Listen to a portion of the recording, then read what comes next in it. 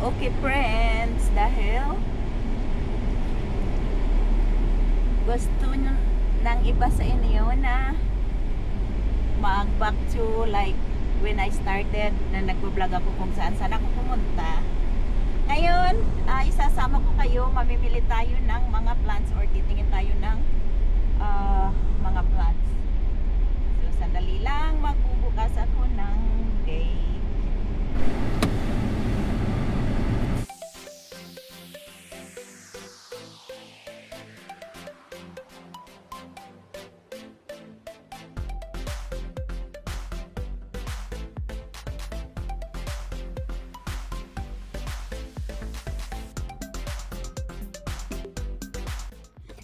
Ayan friends, bibili tayo ng mangga, mga dalawa kasi yung bagong tanim namin last year, hindi siya bumalik, tuluyan nang namatay dahil dun sa winter, yung mga maliliit na mangga. May green lizard. So bibili din tayo ng ibang variety ng kamote, bibili din tayo ng canistel. Yung katok namin meron doong bumalik. So may mga kaimito ko bumalik naman, tumubo pa sila ulit. Ito yung titingnan natin, ang mga kamote. Meron tayong kamote, sweet potato, bunch Puerto Rico. I don't know if I want that one. About ito, Hernandez. Ano pa, akala mo naman kilala ko talaga mga ano ng potato, no? Hindi ko naman alam kahit nakalagay pa dito kung anong mga variety. Kailangan ko pang i-google. Ito, sweet potato Hernandez. Ito, yung sa akin hindi ko alam. Ito siguro maganda, Okinawa. Tapos ito, siguro kukuha tayo ng isang Hernandez saka isang Okinawa. Tag $12 sila friends. Ito purple. Tingnan natin anong tainong. So madami tayong matatanim dito kasi ayan. Ito pa, may isa pa. Parang ibang variety din to. Topaz. Orange skin, orange flesh. Oh, maybe we like this one, the orange one. Hold on. Kukuha tayo ng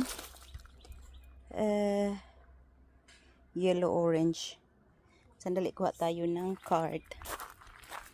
Mahal potato friends. Tag $12 pero okay lang kasi ano naman natin yun paghati-hatiin. Ay, yung mga sanga.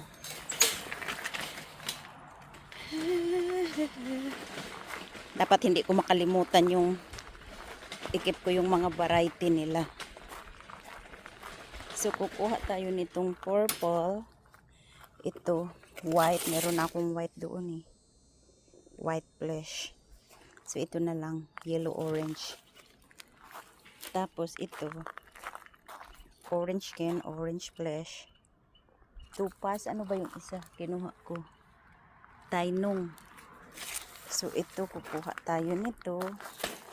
Yan, ano yan? Tainong 64. Tapos ito,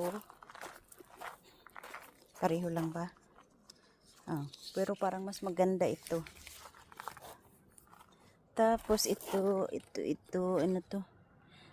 Tan skin, purple flesh. Oh, kukuha tayo nito kasi purple daw yung flesh. See, sakto na to, tatlong variety.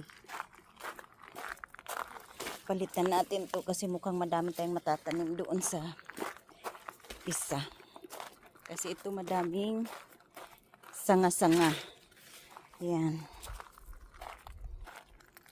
Okay, hahanap tayo ng mangga. Mangga. Guys, super init. Sana talaga. Saan ba yung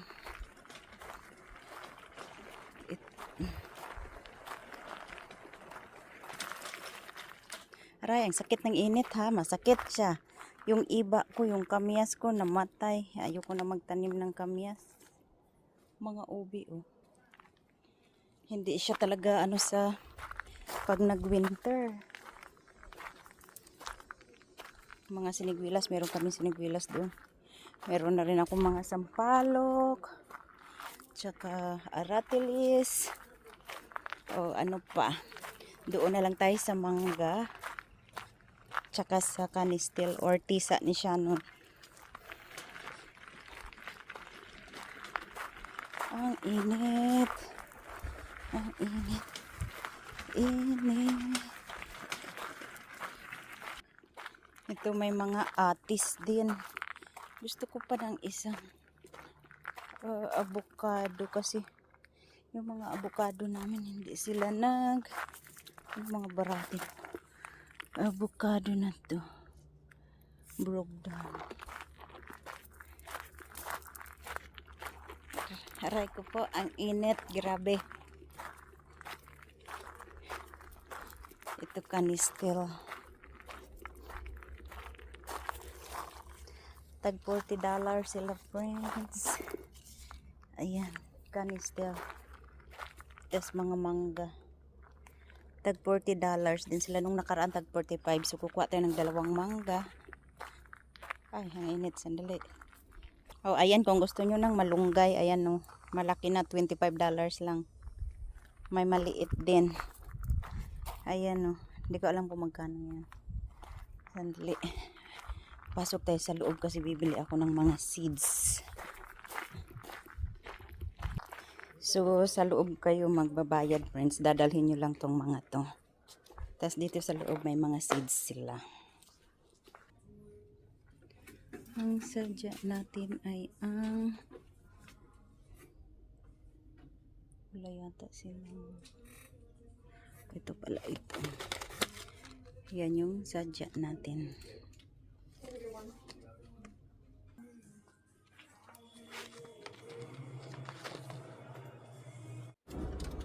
So friends, nakabalik na tayo yung ating video na putol kasi naghang yung aking phone. Dahil sa sobrang init, ayaw na magano ba? Ayaw gumana. So anyway, I'll show you the mango when we get home. Pero hindi siguro kasi super init. Mamayang hapon, itatanim ko doon. Tapos, kumuha tayo ng 2 mangga tapos isang kanistel. Ang init. So, sa isang lakaran lang natin, gumastos tayo ng 160.